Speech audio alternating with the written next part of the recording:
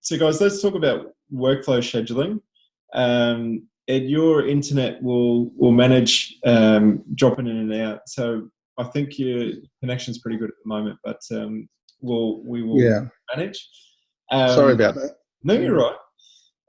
Where do we start with workflow scheduling and looking at planning work for the next 12 months? Where do you want to start on that topic?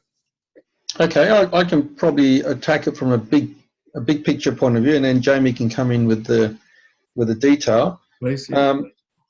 It's you have a choice of, and I use this analogy. You can jump in the sailboat and let the wind take you, or you can jump in a motorboat and turn the engine on and direct where you want to go. And if you choose the sailboat, right, and just wait for the work to come in, then often you'll get it all coming in at the same time. And you might think, well, that's okay, I'll just take longer to do it. Well, there's a domino effect, there's a knock-on effect from that. It stresses your staff out, all right, and it frustrates your clients, because often they think they're your only client, and they drop it off today and expect it done tomorrow. And they don't understand that you've got other clients. So you have a choice of just sitting there and wait for the work to come in and do it as it comes in, or you take control of it and lead. And what we suggest you do is that you lead. So so what we do is that we plan out the next 12 months based on the capacity planner of your team. Mm-hmm. Got married and gone on honeymoon, or they're having a baby or whatever. So you've worked out your capacity for your staff as to what capacity you have to do the work. And then you've got to turn your attention to the clients and to work out, if you've got making this up, $60,000 worth of work coming in October, and you've only got 20,000 in capacity, then you're going to disappoint the clients. Because it's going to take longer to do the work. So what we do is that once we've worked out the staff capacity, then we start to look at our clients and to work out when they should bring their work in. Now, if the clients always bring their work in February, for example, then in your scheduling, you schedule him in for February. And and most clients generally bring it in at a particular period of time. So if they always bring it in August, then you put them in for August, and if they always bring it in May, you put them in May, and sometimes they always bring it in May, but you'd like them to bring it in in April or February, then you start to manage their expectations. Now, what we do is we send out a letter to all the clients, and we ask them to bring it in at a particular month of the year. And we work firstly with when do they normally bring it in. So if they bring it in August, we suggest they do it in August. So what happens therefore is not everybody follows it, obviously, but as long as you can get the old 80-20 rule, as long as you can get 80% of people following it, then you can manage the last 20%. It's just when you're trying to manage 100% that it gets chaotic. So we do all that planning in June, July. And we start sending the letters out and asking them to bring their work in. And we send out a letter to say, we'd like you to bring your work in February. And then as we get closer to February, someone follows them up. So around December, they're going, well, it's coming up to February now. Have you got your work together yet? And so forth. So we're very proactive in that way. And often clients say, I'd like my accountant to be more proactive. They're the kind of stuff that they're talking about, like not just proactive in terms of tax and wealth creation and all that. It's also proactive in terms of managing them, because they're very busy and they'd like someone to manage them for them. And if you could do that, that differentiates you from the guy down the road or the girl down the road.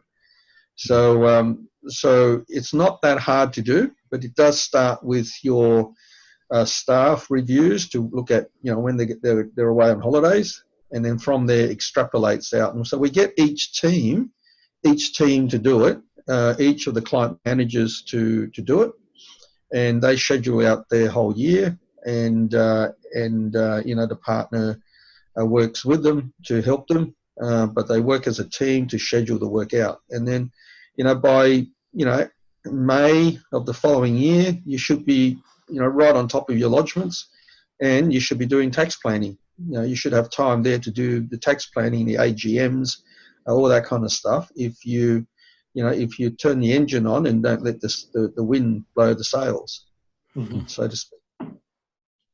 I like the analogy. It makes a lot of sense. So talk to us, Jamie, about your speedboat.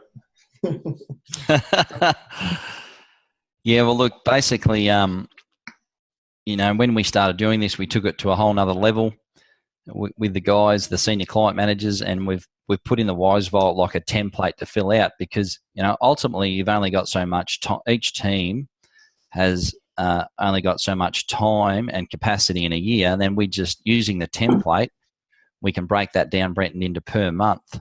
So basically what you look at is you do this for each team, the senior client manager leads it, and you do it for each month. So once you start getting yourself organised and sending out the letters, there's a series of letters to send out. And with the letters that you send out, it's obviously the first round of letters is, like Ed said, the month that you'd like to do the work. So the month you'd like to do the work. And then as the months roll by, then, it's a reminder, but then it's also like a checklist of exactly what you need. So there's a couple of ways to do that. Carbon, there's a great video in the Vault in step 6 around how Carbon as a system will go out and ask the client for all the information that you need, because if, depending on what you're doing, whether you're time billing or whether you're fixed pricing, to be efficient, you want to collect all the information up front. So part of that, all that scheduling is scheduling the work, of course, and then educating the client. Once you've educated the client, you say, well, look, this is what I need in order to do the work.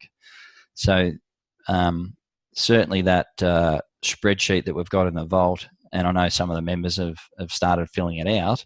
Yeah. And then you're scheduling your work each month. So, you're scheduling in line with your monthly capacity.